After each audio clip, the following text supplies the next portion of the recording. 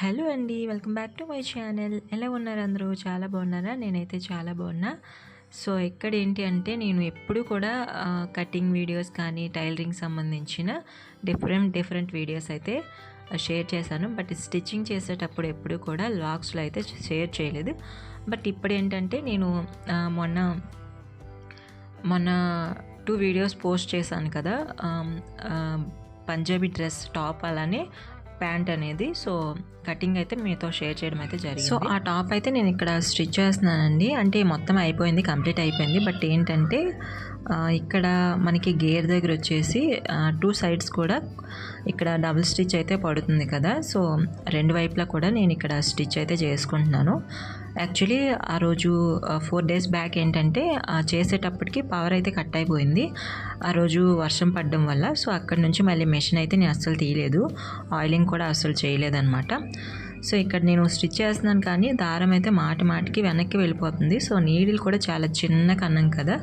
So, ఇంకా పెట్టడానికి కొంచెం కష్టంగా ఉంది. ఇక్కడ వచ్చేసి నేను డోరీ కోసం అయితే ముందైతే కట్ చేసి పెట్టేసుకున్నాను. యాక్చువల్లీ టాప్ అలానే ప్యాంట్ కట్ చేసుకున్నప్పుడే ఇంకా దానికి సంబంధించిన చిన్న పీసెస్ అన్నీ కూడా కట్ చేసి పెట్టేసుకుంటాను నేను. సో, కుట్టేటప్పుడే ఇంకా ఇబ్బంది ఉండదు. సో, త్వరగా మనకి పని అయితే అయిపోతుందని చెప్పేసి. సో, ఇవి కుట్టాను కానీ పిల్లలైతే ఇంకా పడేశారు. నాకు దొరకలేదన్నమాట. సో, క్లాత్ అయితే ఇంకా చాలా ఉంది. సో, మళ్ళీ కుట్టుకోవచ్చు, నో ప్రాబ్లం.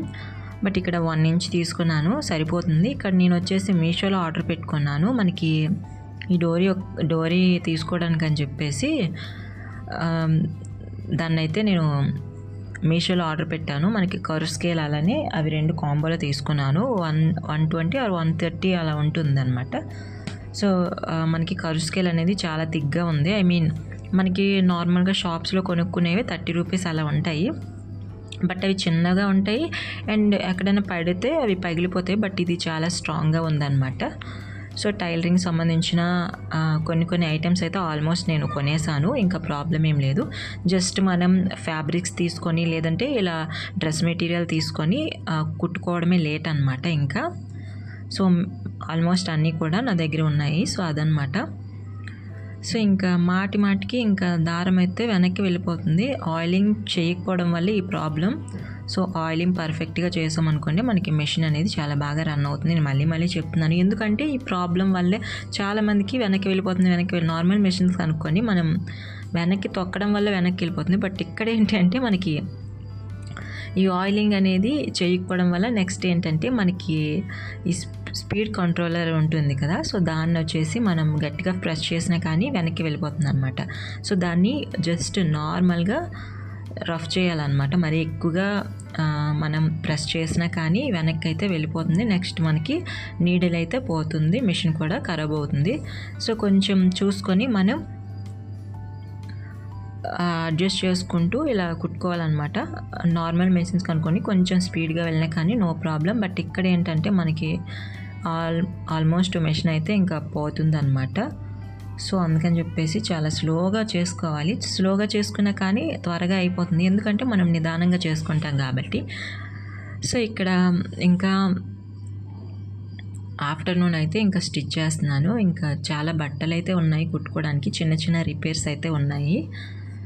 సో, ఇంకా ఇప్పటికీ కూడా నేను ఆ డ్రెస్కి డోరీ అయితే పెట్టలేదు. ఆ డ్రెస్ అయితే కంప్లీట్ అయిపోయింది. ఇంకా చున్నీ అయితే ఉంది. చున్నీకి వచ్చేసి నేను సైడ్స్ ఉంటాయి కదా! సో, వాటికి జిగ్జాగ్ చేయాలి అనుకుంటున్నాను. సో, ఇంకా జిగ్జాగ్ చేసేటప్పుడు ఇంకా చాలా పర్ఫెక్ట్గా చెయ్యాలి. అసలు కొంచెం పక్కకి వెళ్ళినా కానీ దారం అయితే ఇంకా ఊడిపోతుంది. చెప్పాల్సిన పనే లేదు. సో, అదనమాట నా స్టిచ్చింగ్ కష్టాలు. నావే కాదు, ప్రతి ఒక్కరికి కూడా ఉంటాయి. బాగా ఎక్స్పీరియన్స్ ఉండే వాళ్ళకి ఏంటంటే చాలా ఈజీగా ఉంటుందన్నమాట. ఈ స్టిచ్చింగ్ చేయడానికి చాలా ఈజీగా ఉంటుంది. ఎందుకంటే వాళ్ళు డైలీ చేస్తూ ఉంటారు. బట్ ఏంటంటే మనకి ఏంటంటే మనం ఫ్రీ అయినప్పుడు మాత్రమే మెషిన్ అయితే యూజ్ చేస్తాము. సో, నేను నా ఓన్ క్లాత్స్ అయితే నేను స్టిచ్ చేసుకోవడానికి మాత్రమే మెషిన్ కొనుక్కున్నాను. సో, బిజినెస్ పరంగా మనం తీసుకుంటే మనకి అస్సలు ఈ మెషిన్ అయితే అస్సలు పనికిరాదనమాట. జస్ట్ మనకి హోమ్ పర్పస్ మీద ఇది పనికొస్తుంది. అండ్ అలానే మనకి స్టిచ్చింగ్ అనేది నేర్చుకున్న తర్వాత ఖచ్చితంగా మెషిన్ రన్ చేయాలి. ఒకవేళ రన్ చేయకపోయామనుకోండి, మనం ఎంత నేర్చుకున్నా కానీ అది మైండ్లో ఉండదన్నమాట, అస్సలు పోతుంది. ఇంకా మనం నిన్న చెప్పినవి ఈరోజు గుర్తుపెట్టుకోలేము. సో అలా ఉంటుంది మన పరిస్థితి. సో ఇంకా అదనమాట. సో నేను డ్రెస్సెస్ కూడా అప్పుడు నేర్చుకున్నది అలా ఇంకా ఐడియా ఉంది. సో దాన్ని బట్టి నేను బేస్ చేసుకొని స్టిచ్చింగ్ చేసుకున్నాను. సో పర్ఫెక్ట్గా వచ్చిందనే చెప్పాలి, ఏమాత్రం మిస్టేక్స్ రాకుండా.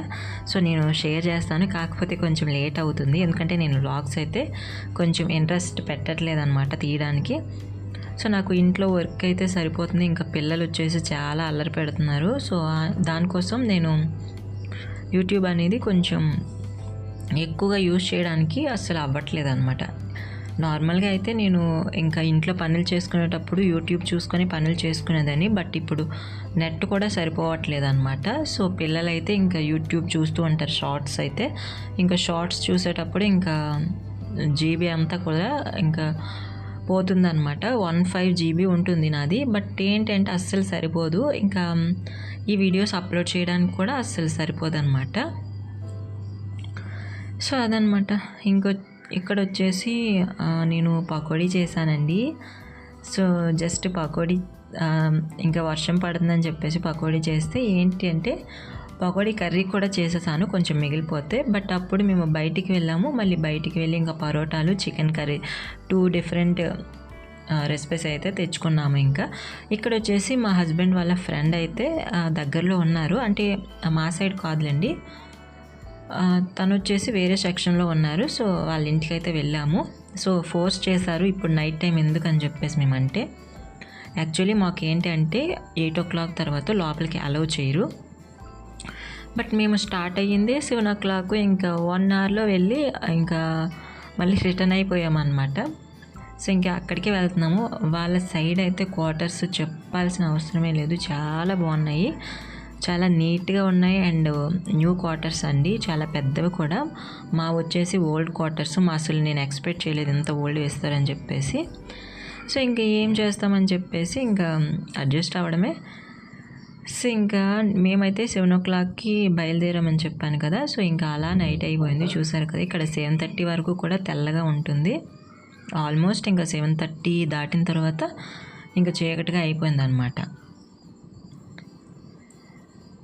సో ఇంకా పిల్లల్ని తీసుకొని వెళ్ళాం, చాలా కేర్ఫుల్గా ఉండాలి. ఏమాత్రం వాళ్ళని కొంచెం ఎక్కడైనా కూర్చున్నా కానీ వాళ్ళు అస్సలు ఉండరు అనమాట, ఇంకా తిరుగుతూ ఉంటారు అటు ఇటు. సో అదనమాట ఇవాళ వ్లాగ్. మీకు నచ్చింది అనుకుంటున్నాను. నచ్చితే ఖచ్చితంగా లైక్ చేసి మీ ఫ్రెండ్స్ అందరికీ కూడా షేర్ చేయండి. మన ఛానల్లో కొత్త వాళ్ళు ఎవరు వచ్చినా సబ్స్క్రైబ్ చేసుకొని బెల్ ఐకాన్ని ఆల్లో పెట్టుకోండి. సో ఇక్కడ వచ్చేసి ఫ్లైట్ ల్యాండింగ్ ఏరియా ఇది. కొంచెం అర్లీగా వెళ్ళినా కానీ అప్పుడు రిటర్న్ అయ్యేటప్పుడు తీసాను వీడియో అయితే.